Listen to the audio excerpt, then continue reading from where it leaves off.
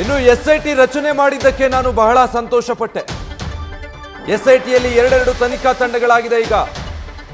ಒಂದು CM Siddaramaiah investigation team, ಮತ್ತೊಂದು DK Shivakumar investigation team ಅಂತ. ಬೆಂಗಳೂರಲ್ಲಿ ಸಿಎಂ ಡಿಸಿಎಂ ವಿರುದ್ಧ ಎಚ್ಡಿಕೆ ವಾಗ್ದಾಳಿ ನಡೆಸಿದ್ದಾರೆ. ನ್ಯಾಯಯುತವಾದ ತನಿಖೆಗಾಗಿ ಜುಡಿಷಿಯಲ್ ತನಿಖೆಗೆ ಕೊಡಿ ಇದನ್ನ.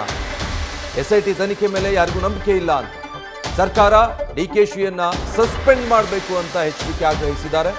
ದೇವೇಗೌಡರ ಕುಟುಂಬವನ್ನ ಕಾಪಾಡೋಕೆ ಭಗವಂತ ಇದ್ದಾನೆ, ಆದರೆ ಇಂಥವ್ರು ಅಂದರೆ ಡಿಕೆ ಶಿವಕುಮಾರ್ ಅಂಥವ್ರು ಕ್ಯಾಬಿನೆಟ್ನಲ್ಲಿ ಇರೋದಕ್ಕೆ ಅನರ್ಹರು. ಈ ಕೂಡಲೇ ಸರ್ಕಾರ ಅವರನ್ನು ಅಲ್ಲಿಂದ ಕಿತ್ತು ಹಾಕಬೇಕು ಅಂತ ಎಚ್ ಡಿ ಕುಮಾರಸ್ವಾಮಿ ಇವತ್ತು ಮುಖ್ಯಮಂತ್ರಿಗಳ ವಿರುದ್ಧ ಮತ್ತೆ ಡಿಸಿಎಂ ವಿರುದ್ಧ ವಾಗ್ದಾಳಿ ನಡೆಸಿದ್ದಾರೆ. ಇಲ್ಲಿ ನಡೆದಿರ್ತಕ್ಕಂಥ FIR ಅಲ್ಲಿ ಮಾಡಿಸೋದು ಮಾಡ್ತಿರ್ಲಿ ಸಂತೋಷ. SIT ರಚನೆ ಆಗಿ ಕೊಟ್ಟಿದ್ದೀವಿ ಅಂದಾಗ ಬಹುಶಃ ನಾನು ಬಹಳ ಸಂತೋಷ ಪಟ್ಟೆ. ಮುಖ್ಯಮಂತ್ರಿಗಳು ಇಷ್ಟೊಂದು ಸ್ಪೀಡಲ್ಲಿ ಈ ತನಿಖೆ ಆದೇಶ ಮಾಡಿ ರಾಜ್ಯದ ಗೌರವವನ್ನು ಯಾವ ಮಟ್ಟಕ್ಕೆ ಉಳಿಸ್ಲಿಕ್ಕೆ ತನಿಖೆಯನ್ನು ಮಾಡಲಿಕ್ಕೆ ಹೊರಟಿದ್ದಾರೆ ಅಂತ. ನಾನು SIT ಕೊಟ್ಟಾಗ ಬ್ರದರ್ಸ್, ಇದು ಸ್ಪೆಷಲ್ ಇನ್ವೆಸ್ಟಿಗೇಷನ್ ಟೀಮ್ ಅಂತಕ್ಕಂಥದ್ದು ನನ್ನ ತಲೆ ಒಳಗೆ SIT ಕೊಟ್ಟಾಗ ನಾನು ಅನ್ಕೊಂಡಿದ್ದು ಬಹಳ ಪಾರದರ್ಶಕವಾಗಿ ತನಿಖೆ ನಡೀಬಹುದು ಅಂತ. ಆಮೇಲೆ ನನಗೆ ಗೊತ್ತಾಗಿದ್ದು ಇದು ಸ್ಪೆಷಲ್ ಇನ್ವೆಸ್ಟಿಗೇಷನ್ ಟೀಮ್ ಅಲ್ಲ, ಇದು ಒಂದು ಟೀಮು ಸಿದ್ದರಾಮಯ್ಯ ಇನ್ವೆಸ್ಟಿಗೇಷನ್ ಟೀಮು ಅಂತ ಒಂದು, ಮತ್ತೊಂದು ಶಿವಕುಮಾರ್ ಇನ್ವೆಸ್ಟಿಗೇಷನ್ ಟೀಮ್ ಅಂತ ಇನ್ನೊಂದು. ಇದು ಸ್ಪೆಷಲ್ ಇನ್ವೆಸ್ಟಿಗೇಷನ್ ಟೀಮ್ ಅಲ್ಲ. ಎಷ್ಟು ಗಂಟೆಗೆ ನಿಮ್ಮ ಇನ್ವೆಸ್ಟಿಗೇಷನ್ ಟೀಮ್ ಮಾಡ್ಕೊಂಡಿದ್ದೀರಲ್ಲ, ನಿಮ್ಮ ಮುಖ್ಯಮಂತ್ರಿಗಳು ಯಾವನೋ ಒಬ್ಬನ ಕರೆದು ಒಳ್ಳೆ ಲಿಸ್ಟ್ ನನ್ನ ಕಡೆ ಒಂದು ಕೊಡುವಂತ ಕೇಳಿದ್ರು. ಒಬ್ಬ ಅಧಿಕಾರಿ ಕರೆದು ಇವ್ರು ಇನ್ನೊಂದು ಕಡೆ ಶುರು ಮಾಡಿದ್ರು. ಶಿವಕುಮಾರ್ ಇನ್ವೆಸ್ಟಿಗೇಷನ್ ಟೀಮು ಇವ್ರದ್ದು ಪ್ರತಿನಿತ್ಯ ಕಾನ್ವರ್ಸೇಷನ್ಗಳವಲ್ಲ, ಮನೆ ಕರೆಸಿ ಮಾತಾಡ್ತಾ ಇರೋದು ಬೇರೆ ಇಟ್ಕೊಳ್ಳಿ, ಕಾನ್ವರ್ಸೇಷನ್ ನಡೀತಾವಲ್ಲ ಫೋನ್ ಟ್ಯಾಪ್ ಇದರಲ್ಲಿ, ಅವೆಲ್ಲ ಇವತ್ತು ಹೊರಗೆ ಬರಬೇಕು. ಇವೆಲ್ಲ ಕಾಲ್ ರೆಕಾರ್ಡಿಂಗ್ ಅವಲ್ಲ, ಯಾರ್ಯಾರೋ ಎಷ್ಟು ಗಂಟೆ ಟೈಮಲ್ಲಿ ಯಾರ್ಯಾರು ಮಾತಾಡ್ಕೊಂಡ್ರು, ಇದು ಇವತ್ತು ಹೊರಗೆ ಬರಬೇಕು. ನಾನು ಈಗಲೂ ಹೇಳ್ತಾ ಇದ್ದೇನೆ, ಈ ಕ್ಷಣದವರೆಗೆ ಪ್ರಜ್ವಲ್ ಅವರು ಇದರಲ್ಲಿ ಭಾಗಿಯಾಗಿದ್ದಾರೆ ಅಂತಕ್ಕಂಥದ್ದು ಇವತ್ತು ಮಾಧ್ಯಮದಲ್ಲಿ ದೊಡ್ಡ ರೀತಿಯಲ್ಲಿ ಪ್ರಚಾರಗಳು ಇದೆ. ನಾನು ಅದಕ್ಕೆ ವಿಷಯಕ್ಕೆ ನಾನು ಅಡಚಣೆ ಮಾಡಲ್ಲ, ನಾನು ಪ್ರಜ್ವಲ್ ರೇವಣ್ಣ ಅವರನ್ನ ವಹಿಸ್ಕೊಳ್ಳಲ್ಲ. ತನಿಖೆ ಪಾರದರ್ಶಕವಾಗಿ ಮಾಡಿ, ಅದ್ರಲ್ಲಿ ನನ್ನ ಎರಡನೇ ಮಾತಿಲ್ಲ. ಇಲ್ಲಿ ಪ್ರಶ್ನೆ, ಈ ತನಿಖೆ ಯಾವ ರೀತಿ ಹೋಗ್ತಾ ಇದೆ ಇದು ಮುಖ್ಯ. ಇಲ್ಲಿ ಪ್ರಶ್ನೆ 28ನೇ ತಾರೀಕು FIR ಹೊಳೆನರಸೀಪುರದಲ್ಲಿ ಏನೋ ನೀವು ಮಾಡ್ಕೊಂಡ್ರಿ. FIR ನಲ್ಲಿ ಯಾವ ಒಂದು ಸೆಕ್ಷನ್ಗಳನ್ನು ಹಾಕಿದ್ರು, ಆ ಸೆಕ್ಷನ್ಗಳಲ್ಲಿ ಎಲ್ಲ ಬೇಲಬಲ್ ಸೆಕ್ಷನ್ಗಳನ್ನು ಹಾಕೊಂಡಿದ್ದೀರಿ. ಇಲ್ಲ ನಾವೇನಂತ ಹಾಕ್ಸಿಲ್ಲಪ್ಪ, ನಮ್ಮ ಮೇಲೆ ನೀವೇ ಹಾಕ್ಸ್ಕೊಂಡ್ರಿ ಅಂತ ಹೇಳ್ಬಿಟ್ಟು ನಾನೆಲ್ಲ ಹೋಗಿ ನಿಮ್ಮ ಸ್ಪೆಷಲ್ ಇನ್ವೆಸ್ಟಿಗೇಷನ್ ಟೀಮು ಸಿದ್ದರಾಮಯ್ಯನವ್ರದೊಂದು ಶಿವಕುಮಾರ್ದೊಂದು ಇಬ್ಬರು ಬಹಳ ನಿಮ್ಮ ನೇತೃತ್ವದಲ್ಲೇ ಮಾಡ್ಕೊಂಡಿದ್ದೀರಿ. ಇದು ಯಾವ ಒಂದು ಬೇಲಬಲ್ ಸೆಕ್ಷನ್ಗಳು ಅಂತ ಬಂತು. ಮತ್ತೆ ಎರಡನೇ ದಿವಸ ಇನ್ನೊಂದು ಮಾಡಿಸೋದ್ರಿ ಸೆಕೆಂಡ್ ಯಾವುದೋ ಜಿಲ್ಲಾ ಪಂಚಾಯತ್ ಹೆಣ್ಮಗಳು ಅಂತ ಹೇಳಿ ಯಾವುದೋ ಗನ್ ಪಾಯಿಂಟ್ ಅಂತ ಒಂದಿದೆ, ಗನ್ ಬೆದರಿಕೆಯಡಿ ಅತ್ಯಾಚಾರ, ಇದೊಂದು ಕಂಪ್ಲೇಂಟ್ ಕೊಟ್ಟಿದ್ದೀರಿ. ಯಾರ ಪಾಪ ಹೆಣ್ಮಗಳ ಕೇಳಿ ಕೊಟ್ಟಿದ್ದಾರೆ, ಪಾಪ ನಡೆದಿರ್ಬೋದು, ನಾನಿಲ್ಲ ಅಂತ ಹೇಳಲ್ಲ. ಗನ್ ಪಾಯಿಂಟ್ ಇದು ದೊಡ್ಡ ಮಾಹಿತಿಗಳನ್ನ ಮಾಧ್ಯಮಗಳ ಮುಂದೆ ಸೋರಿಕೆ ಮಾಡಿರೋರು ಯಾರು, ಈ ಕತೆ ಕಟ್ಟಿಸಿರೋರು. ಇವತ್ತು ಸುಪ್ರೀಂ ಕೋರ್ಟ್ ಜಡ್ಜ್ಮೆಂಟ್ಗಳಿದೆ. ಒಂದು ತನಿಖೆ ನೀವು ಪ್ರಾರಂಭ ಮಾಡಿದಾಗ ತನಿಖೆಯ ಮಾಹಿತಿಗಳು ಸೋರಿಕೆ ಆಗಬಾರದು, ಸೀಕ್ರೆಸಿ ಮೇಂಟೈನ್ ಮಾಡಬೇಕು.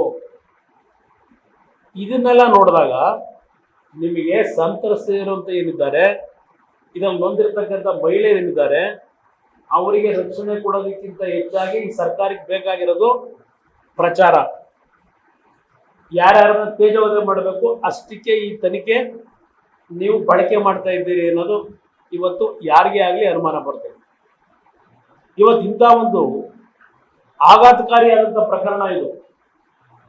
ಇಂಥ ಪ್ರಕರಣವನ್ನ ಇಷ್ಟು ಲೈಟರ್ ವೇನಲ್ಲಿ ತನಿಖೆ ನಡೆಸ್ತೀರಾ? ಭಗವಂತ ಇದ್ದಾನೆ ಕಾಪಾಡಕ್ಕೆ. ಇಲ್ಲಿ ನಮ್ಮ ಡಿಮ್ಯಾಂಡು ಈಗ ನಮಗೆ ಬೇಕಾಗಿರೋದು, ನಿನ್ನೆ CBIಗೆ ಚಾಲೆಂಜ್ ಮಾಡಿದ್ರಲ್ಲ ಮಾಡಬೇಕು ಅಂತೇಳಿ, ಬಹುಶಃ ವಿವೇಕ ಸುಬ್ಬಾರೆಡ್ಡಿಯವರು ಏನೋ ಒಂದು ಮಾತು ಹೇಳಿದ್ರು, CBIಯೂ ಬೇಡ SITನೂ ಬೇಡ, ಜುಡಿಷಿಯಲ್ ಎನ್ಕ್ವೈರಿ ಯಾರಾದರೂ ನಮ್ಮ ಸುಪ್ರೀಂ ಕೋರ್ಟ್ನ ಸಿಟ್ಟಿಂಗ್ ಜಡ್ಜು ಹೈಕೋರ್ಟ್ನ ಸಿಟ್ಟಿಂಗ್ ಜಡ್ಜ್ನ ನೇಮಕ ಮಾಡಿ ಅವರ ಒಂದು ಸಮ್ಮುಖದಲ್ಲಿ ಇದರ ಬಗ್ಗೆ ತನಿಖೆ ಆಗಲಿ ಅಂತ ಅವ್ರು ಕೇಳಿದ್ದಾರೆ. ನ್ಯಾಯಯುತವಾದಂಥ ಒಂದು ತನಿಖೆ ಕೊಡಪ್ಪ ಅದನ್ನು ಮುಖ್ಯಮಂತ್ರಿ ಕೇಳಿದ್ದೇನೆ. CBIಗೆ ಬೇಡ, ಯಾರಾದರೂ ನ್ಯಾಯಯುತವಾಗಿ ಒಂದು ತನಿಖೆ ತರಲಿಕ್ಕೆ ಜುಡಿಷಿಯರಿ ಎನ್ಕ್ವೈರಿ ಕೊಡಿ. ಇದು ನಾನು ಕೇಳ್ತಕ್ಕಂಥದ್ದು. ಇಲ್ಲಿ ನಾನು ಇವತ್ತು ಸರ್ಕಾರಕ್ಕೆ ಡಿಮ್ಯಾಂಡ್ ಮಾಡ್ತಕ್ಕಂಥದ್ದು, DK ಶಿವಕುಮಾರ್ ಕಾನ್ಸ್ಪಿರಸಿ ಏನಿದೆ, ಆ ಹೆಣ್ಣು ಮಕ್ಕಳ ಇದು ನಿಮ್ಮ ಪೆನ್ ಡ್ರೈವ್ಗಳಲ್ಲಿ ಏನೋ ಕ್ರೋಧೀಕರಿಸಿದ್ದೀರಿ, ಆ ಹೆಣ್ಣು ಮಕ್ಕಳ ಮಾನಹಾರಾಗ ಹಾಕಿದ್ದೀರಿ. ಆ ಹಿನ್ನೆಲೆಯಲ್ಲಿ DK ಶಿವಕುಮಾರ್ ಅವರ ಕಾನ್ಸ್ಪಿರಸಿ ಇರ್ತಕ್ಕಂಥದ್ದು ಎದ್ದು ಕಾಣ್ತಾ ಇದೆ. ಫಸ್ಟು DK ಶಿವಕುಮಾರ್ನ ಕ್ಯಾಬಿನೆಟ್ಟಿಂದ ಸಸ್ಪೆಂಡ್ ಮಾಡಬೇಕು, ಡಿಸ್ಮಿಸ್ ಮಾಡಬೇಕು. ಇದು ನಮ್ಮ ಡಿಮ್ಯಾಂಡು. ಅಷ್ಟು ಸುಲಭವಾಗಿ ಬಿಡೋದಿಲ್ಲ, ಈ ಕೇಸ್ನ ಮುಚ್ಚಾಕಲಿಕ್ಕೂ ಬಿಡೋದಿಲ್ಲ. ಇದರಲ್ಲಿ ಯಾರೇ ತಪ್ಪು ಮಾಡಿರಲಿ ಆ ತಪ್ಪಿಗೆ ಶಿಕ್ಷೆ, ತಲೆ ದಂಡ ಆಗಲೇಬೇಕು. ಈ ಪ್ರಕರಣದಲ್ಲಿ ವಿಡಿಯೋ ಪ್ರಕರಣ ಹೆಂಗೆ ಪ್ರಾರಂಭ ಆಗಿದೆ, ಅಂತಿಮ ಎಲ್ಲಿಗೆ ತಗೊಂಡೋಗಿ ನಿಲ್ಲಿಸ್ಕೊಂಡಿದ್ದೀರಿ, ಇದೆಲ್ಲ ಪಾರದರ್ಶಕವಾದಂಥ ರೀತಿಯಲ್ಲಿ ತನಿಖೆ ಆಗಬೇಕು. ಥ್ರೂಔಟ್ ಈ ಇಶ್ಯೂನಲ್ಲಿ DK ಶಿವಕುಮಾರ್ನ ಕಾನ್ಸ್ಪಿರೆನ್ಸಿ ಏನಿದೆ, he must be suspended from the cabinet. If this chief minister have any at least moral ground is there, morally if he is ready to accept all these things, ನೈತಿಕತೆ ಏನಾದಿದ್ರೆ he must suspend DK Shivakumar from the cabinet. SIT ಆಫೀಸರ್ಗಳು ಈ ಕ್ಷಣದವರೆಗೂ ನಾವು ನೋಡಿದ್ರೆ DK ಶಿವಕುಮಾರ್ನ ಸಿದ್ದರಾಮಯ್ಯನವರ ಏಜೆಂಟ್ಗಳಾಗಿ ಕೆಲಸ ಮಾಡ್ತಾ ಇದ್ದಾರೆ. ಪ್ರತಿದಿನ ಹೋಗೋದು, ಅವ್ರ ಡೈರೆಕ್ಷನ್ನ ಏನು ಮಾಡಬೇಕು ಅಂತ ಕೇಳೋದು, ಅದರ ಮೇಲೆ ಇವರು ಮೂವ್ಮೆಂಟ್ಗಳು. ನಿನ್ನೆ ಅವರೇನು ದೇವರಾಜೇಗೌಡರು ಒಂದು ಮಾತಿರೋದ್ರಲ್ಲಿ ಯಾರೋ ಇಬ್ಬರು SPಗಳು ಹಾಕಿದಿರಲ್ಲ, ಯಾತಕ್ಕೆ ದೇವರಾಜೇಗೌಡರಿಗೆ ಹೀಗೆ ಬರ್ಕೊಡು ಅಂತ ಕೇಳಿದ್ರು, ಒಂದು ಪ್ಯಾರ ತೆಗೆದಾಕು ಅಂತ ಯಾಕೆ ಡಿಮ್ಯಾಂಡ್ ಮಾಡಿದ್ರು ಹೇಳಿದ್ದಾರಲ್ಲ ನಿನ್ನೆ ಅವರು. ಇನ್ನೂ ಅಫಿಷಿಯಲಾಗಿ ಕರೆದಿಲ್ಲ ಅವರು ದೇವರಾಜೇಗೌಡರನ್ನ, ಅನ್ಅಫಿಷಿಯಲಾಗಿ ಕರೆಸೋರೆ. ಅಫಿಷಿಯಲಾಗಿ ಇಲ್ಲಿವರೆಗೆ ಯಾಕೆ ಕರೆಸ್ಲಿಲ್ಲ, ನೋಟಿಸ್ ಯಾಕೆ ಕೊಡಲಿಲ್ಲ, ಅನ್ಅಫಿಷಿಯಲಿ ಯಾಕೆ ಕರೆಸ್ಕೊಂಡ್ರಿ 2 ಬಾರಿ ಏನು ಅವರೇ ಹೇಳಿದ್ದಾರೆ ದೇವರಾಜೇಗೌಡರು. ಇಲ್ಲಿ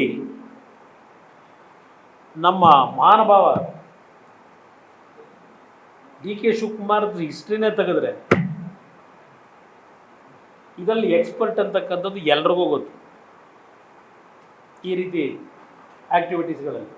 ಅದರಿಂದ ಇಂಥವ್ರನ್ನ ಡೆಪ್ಟಿ CM ಆಗಿ ಇಟ್ಕೊಂಡು ನೀವು ಯಾವ SIT ಮುಖಾಂತರ ಏನು ಪಾರದರ್ಶಕವಾದ ತನಿಖೆ ನಡೆಸ್ಕೊತೀರಿ. ಅದರಿಂದ ನಾವು ನಿಮಗೆ ಧೈರ್ಯ ಇದ್ದರೆ, ಇದು ಹೆಣ್ಣು ಮಕ್ಕಳಿಗೆ ನಿಜವಾದಂಥ, ಅವರಿಗೆ ಅನ್ಯಾಯ ಆದಂಥ ಹೆಣ್ಣು ಮಕ್ಕಳಿಗೆ ಒಂದು ನ್ಯಾಯ ದೊರಕಬೇಕು ಅನ್ನೋದಿದ್ದರೆ ಕೊಡಿ, CBIಗೆ ಬರಲಿ ಎಲ್ಲ ವಿಷಯ. ಇದರಲ್ಲಿ ಯಾವ್ಯಾವ ಹಣಕಾಸಿನ ವ್ಯವಹಾರಗಳು ನಡೆದಿದ್ದಾವೆ, ಈಗ ನೀವು ಯಾರ್ಯಾರ ಮೇಲೆ ಆಮಿಷ ಹೊಡ್ತಾ ಇದ್ದೀರಿ, ಅಧಿಕಾರಿಗಳು ಹೋಗಿ ಕಿಡ್ನಾಪ್ ರೇವಣ್ಣವ್ರು ಮಾಡಿಸಿದ್ದಾರಾ, ಪಾಪ ತಗೊಂಡೋಗಿ ಕೂರಿಸಿದಿರಲ್ಲ, ಕಿಡ್ನಾಪ್ ಪ್ರಕರಣ ಅಂತ ಮಾಡಿ ಬರಲಿ ಎಲ್ಲ ವಾಸ್ತವಾಂಶವರೆಗೆ. ಇಷ್ಟೆಲ್ಲ ಆದ್ರೂ ಇನ್ನೂ ಮುಖ್ಯಮಂತ್ರಿಗಳು ಆ video release, pen drive release ಆಗವಲ್ಲ, ಅದ್ರ ಬಗ್ಗೆ ಇನ್ನೂ ಆ ಸಬ್ಜೆಕ್ಟ್ನ ರೈಸೇ ಮಾಡ್ತಾ ಇಲ್ಲ. ಇಲ್ಲಿ ದೇವೇಗೌಡರು ಕುಟುಂಬನ ಸರ್ವನಾಶ ಮಾಡ್ತೀನಿ ಅಂತ ಹೇಳ್ತೀರಲ್ಲಪ್ಪ, ಈ ಜನತೆಗಳ ಅಷ್ಟು ಸುಲಭವಾಗಿ ಸರ್ವನಾಶ ಮಾಡೋಕ್ಕಾಗಲ್ಲ. ಭಗವಂತ ಇದ್ದಾನೆ ಕಾಪಾಡೋಕ್ಕೆ. ನ್ಯೂಸ್ ಫಸ್ಟ್ ನಿರ್ಭೀತಿಯಿಂದ ನಿಮ್ಮ ಪರವಾಗಿ.